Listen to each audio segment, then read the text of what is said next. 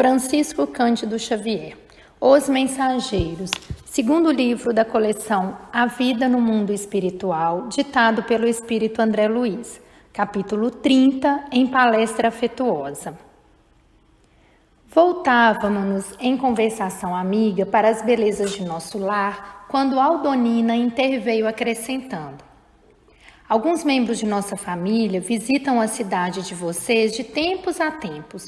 Nossa irmã Isaura, que se casou em Campo da Paz há 3 anos, lá reside em companhia do esposo, que é funcionário dos serviços de investigação do Ministério do Esclarecimento. Percebendo-nos a curiosidade, prosseguiu: morava ele conosco, mas desde muito tempo foi convocado a serviços por lá, vindo mais tarde buscar a noiva. Vicente, que se mantinha em atitude expectante, exclamou: tocamos num assunto que muita admiração me tem despertado desde que regressei dos círculos terrenos. Não tinha no mundo a menor ideia de que pudéssemos cogitar de uniões matrimoniais depois da morte do corpo. Quando assisti a festividades dessa natureza em nosso lar, confesso que minha surpresa raiou pela estupefação. Cecília, vivaz, acentuou sorrindo: isso se deu também conosco. Entretanto, é forçoso reconhecer que tal estado d'alma resulta do exclusivismo pernicioso a que nos entregamos no plano carnal. Porque se o casamento humano é um dos mais belos atos da existência na Terra, por que deixaria de existir aqui, onde a beleza é sempre mais quintessenciada e mais pura? E, além do mais, é imprescindível ponderar que não vivemos a revelia de leis sábias e justas. E como são felizes os que se casam em nossos planos, acentuou o companheiro, denotando aspirações secretas do coração. Aldonina esboçou um gesto expressivo e considerou: sim, para possuirmos aqui essa aventura, é preciso ter amado na terra, movimentando os mais nobres impulsos do espírito. Para colher os júbilos dessa natureza, é necessário ter amado com alma. Os que se consagram exclusivamente aos desejos do corpo não sabem amar além da forma. São incapazes de sentir as profundas vibrações espirituais do amor sem morte. Desejando, porém, retomar o assunto referente a Isaura, interroguei curioso: continuem falando-nos da irmã que se mudou para nosso lar. Estimaria saber como se realizou o consórcio. Se você, Cecília, está aguardando um prêmio de visita à nossa cidade, como se casou ela, transferindo-se para lá definitivamente? Cecília sorriu e retrucou: isso é outro caso. Isaura não poderia correr atrás do noivo, porque estava em situação inferior a ele, mas Antônio, como superior, poderia descer a buscá-la. Não creiam, porém, que o matrimônio se tenha verificado sem qualquer preparação ou exigência.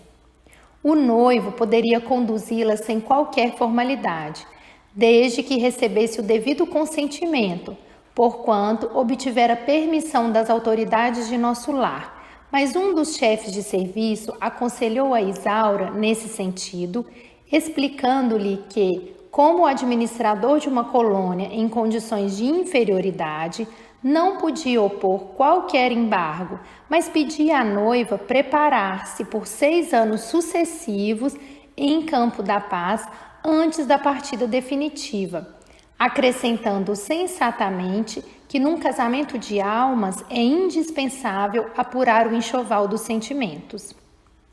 Nossa irmã, que foi sempre muito prudente, aceitou a solicitação e trabalhou durante todo esse tempo em nossa colônia, adquirindo valores culturais e aprimorando o campo do pensamento.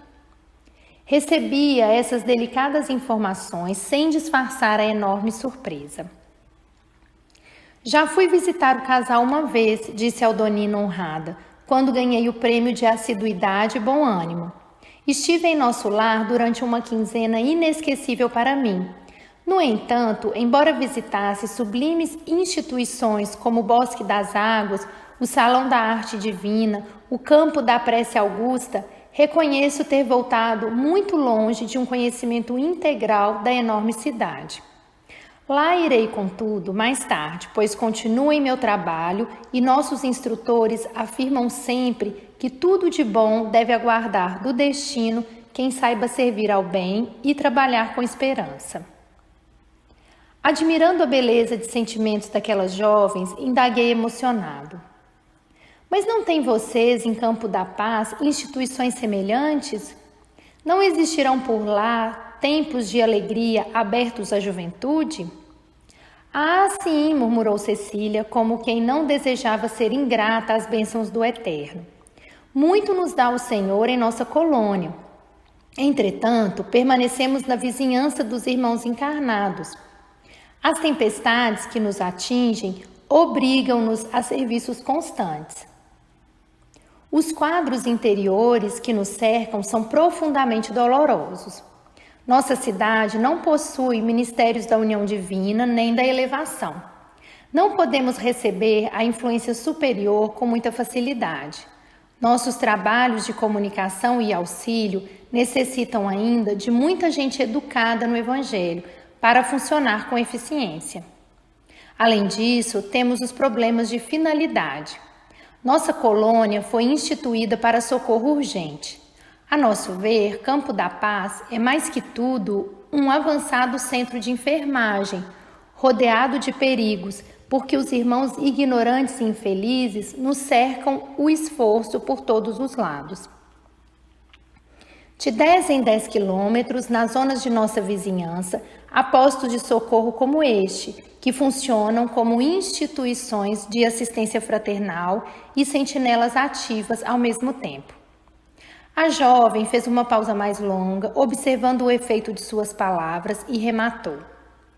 Nosso governador, quando se agravam os serviços, costuma asseverar que estamos num campo de batalha, com a paz de Jesus.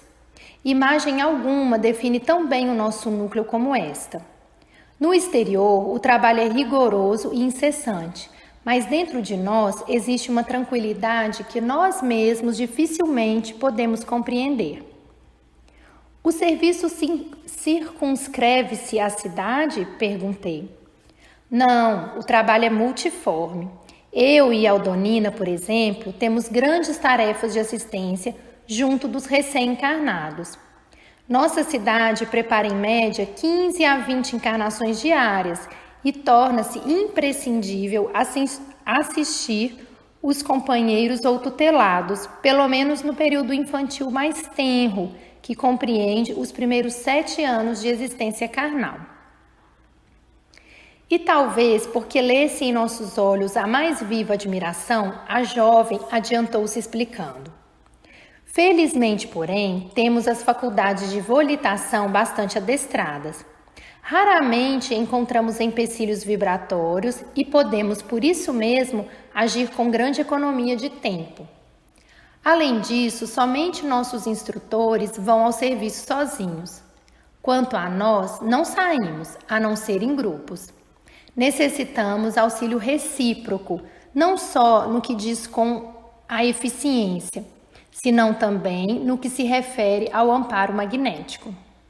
E sorrindo de modo singular, concluiu: no trabalho de assistência aos outros e defesa de nós mesmos, não podemos dispensar a prática avançada e justa da cooperação sincera.